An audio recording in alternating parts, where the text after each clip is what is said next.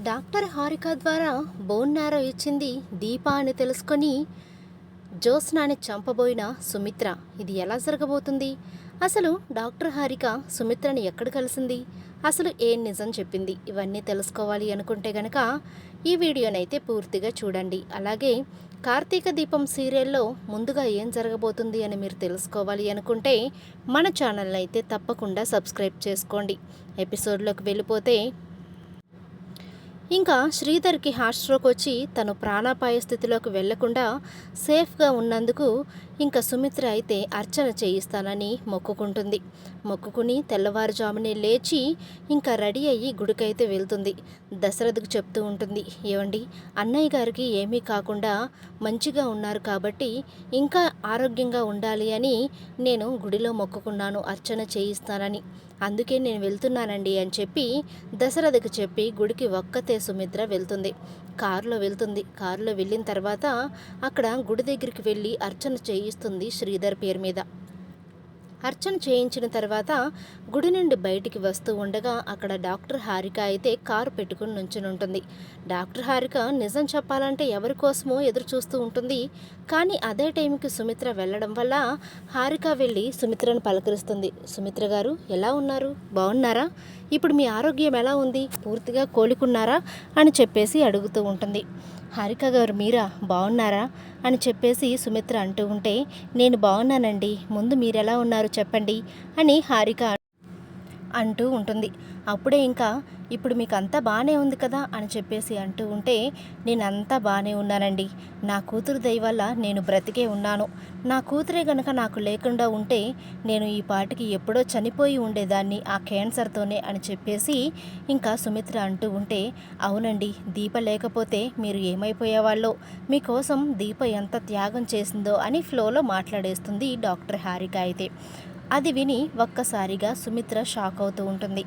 ఏంటి డాక్టర్ గారు ఏం మాట్లాడుతున్నారు మీరు?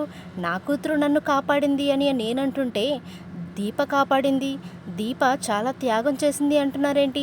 నా కూతురు గురించి నేను మాట్లాడుతున్నాను, మీరు దీప గురించి ఎందుకు మాట్లాడుతున్నారో నాకు అర్థం కావటం లేదు అని చెప్పి సుమిత్ర అనేసరికి, అయ్యో నిజం చెప్పేశానా? కార్తీక్ నిజం ఎవరికి చెప్పొద్దని చెప్పాడు కదా, ఇప్పుడు నేను ఎలా కవర్ చేయాలి అని చెప్పేసి డాక్టర్ హారిక తన మనసులో అనుకుంటూ, అదేం లేదండి ఏదో ఫ్లోలో వచ్చేసింది, నేను వెళ్తున్నాను, నాకు పని ఉంది అని చెప్పి వెళ్ళిపోతూ ఉంటుంది.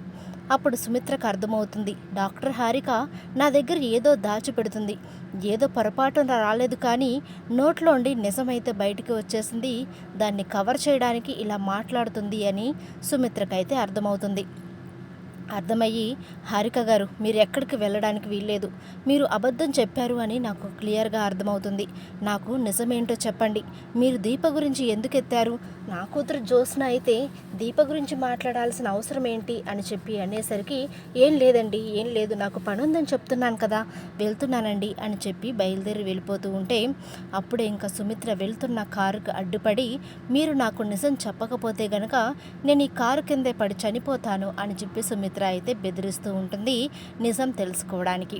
ఇంకా డాక్టర్ హారిక చేసేదేమీ లేక, అవును సుమిత్ర గారు నేను మీకు అబద్ధం చెప్పాను, మీ కన్న కూతురు జ్యోత్స్న కాదు, అసలు జ్యోత్స్నకి మీకు శాంపిల్సే మ్యాచ్ అవ్వలేదు, ఏం చెయ్యాలి అని నేను ఆలోచిస్తున్నప్పుడు కార్తీక్ దీప కలిసి నా దగ్గరికి వచ్చారు, దీపక్ టెస్టులు చేయమని, ఖచ్చితంగా మ్యాచ్ అవుతుంది అని చెప్పి కార్తీక్ చెప్పేసరికి నేను దీపక్ టెస్టులు చేసి చూశాను, చూస్తే శాంపిల్స్ మ్యాచ్ అయినాయి, చూసి నేను ఒక్కసారిగా షాక్ అయిపోయాను, ఏంటి కార్తీక్ అసలు ఏంటిది అని అడిగినప్పుడు కార్తీక్ అయితే నిజం చెప్పాడు, దీప మీ నిజమైన కన్న కూతురని, జ్యోత్స్న కన్న కూతురులాగా ఆస్తి కోసం యాక్షన్ చేస్తుందనే విషయాన్ని కార్తీక్ నాకు చెప్పడంతో నేను అప్పుడు కార్తీక్ని అడిగాను, మరి ఏం చేద్దాం కార్తీక్, ఇప్పుడు దీపను పెట్టి ఆపరేషన్ చేయడానికి అవ్వదు కదా అని అంటూ ఉంటే అప్పుడే జ్యోత్స్నకు నేను మత్తు ఇంజెక్షన్ ఇచ్చి జ్యోత్స్న ఆపరేషన్ థియేటర్లో ఉండగానే ఇంకొక వైపు మీకు దీపను పడుకోబెట్టి ఆపరేషన్ చేశాను, బోన్ మ్యారో సక్సెస్ అయింది.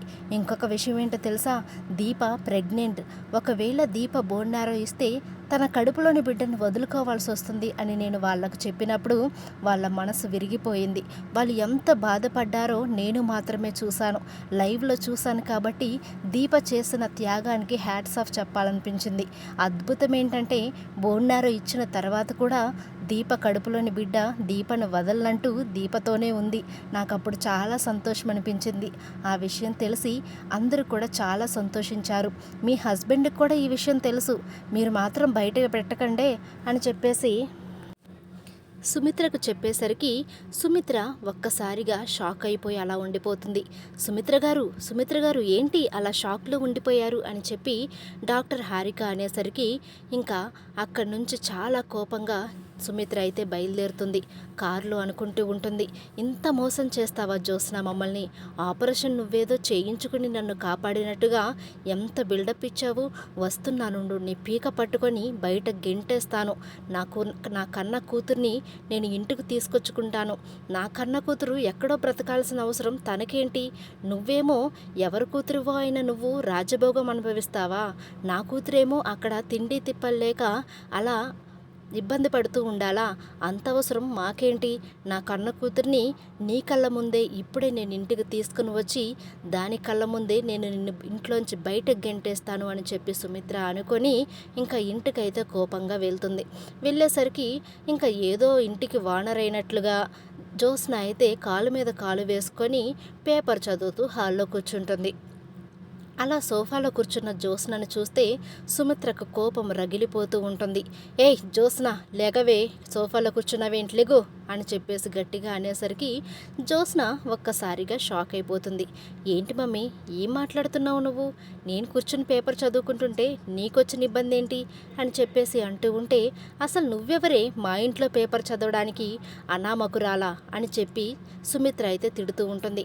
మమ్మీ, నువ్వేనా నన్ను ఇలా మాట్లాడేది అని చెప్పి అంటూ ఉంటే, నేనే అలా మాట్లాడుతున్నాను అని చెప్పి వెళ్ళి జ్యోత్స్న పీక పట్టుకుంటుంది. దాంతో మమ్మీ వదులు, ఏంటి మమ్మీ ఇలా చేస్తున్నావు? మమ్మీ నీకేమైనా దయ్యం పట్టిందా ఏంటి? మమ్మీ ప్లీజ్ మమ్మీ వదులు మమ్మీ అని చెప్పి అంటూ ఉంటే అప్పుడే దశరథ వచ్చి జ్యోత్స్న పీక పట్టుకున్న సుమిత్ర చేతినైతే విడిపిస్తాడు. సుమిత్ర, నీకేమైనా పిచ్చి పట్టిందా? ఎందుకు జ్యోత్స్నని ఇలా చేస్తున్నావు అని చెప్పి దశరథ అంటూ ఉంటే, మీరు చేయలేకపోయారు కదండి. మీకు నిజం తెలిసినప్పటికీ కూడా, జ్యోత్స్న ఎవరికో పుట్టిందని తెలిసినప్పటికీ కూడా మీరు ఏం చేయలేకపోయారు. కనీసం నిజం తెలుసుకున్నా నేనైనా ఏదో ఒకటి చేయాలి కదా అని చెప్పి సుమిత్ర అంటూ ఉంటుంది. ఏంటి సుమిత్ర నువ్వు మాట్లాడేది అని దశరథ అంటూ ఉంటే, అవునండి, దీప నా కన్న కూతురని, ఈ జ్యోత్స్న నా కూతురు కాదు అనే నిజం నేను తెలుసుకున్నాను. అందుకే ఎక్కడో పుట్టిన ఇది ఇంత రాజభోగం అనుభవిస్తుంటే నేనెందుకు చూస్తూ ఊరుకుంటాను అని చెప్పి పీక పట్టుకొని జ్యోత్స్నాని ఇంట్లోంచి బయటకైతే గెంటేస్తుంది. జ్యోత్స్న అని చెప్పి దశరథ అంటూ ఉంటే, జ్యోత్స్న పేరెత్తుతారేంటండి, వెళ్ళి దీపను తీసుకురండి, దీపకి పట్టాభిషేకం చేస్తాను, ఈ రాజ్యానికి యువరాణిలాగా అని చెప్పి సుమిత్ర అంటూ ఉంటే ఇంకా దశరథ చాలా సంతోషపడిపోతూ ఉంటాడు. ఈ విధంగా డాక్టర్ హారిక ద్వారా నిజం తెలుసుకొని జ్యోత్స్నని చంపబోతుంది సుమిత్ర. వీడియో నచ్చినట్లయితే లైక్ చేయండి.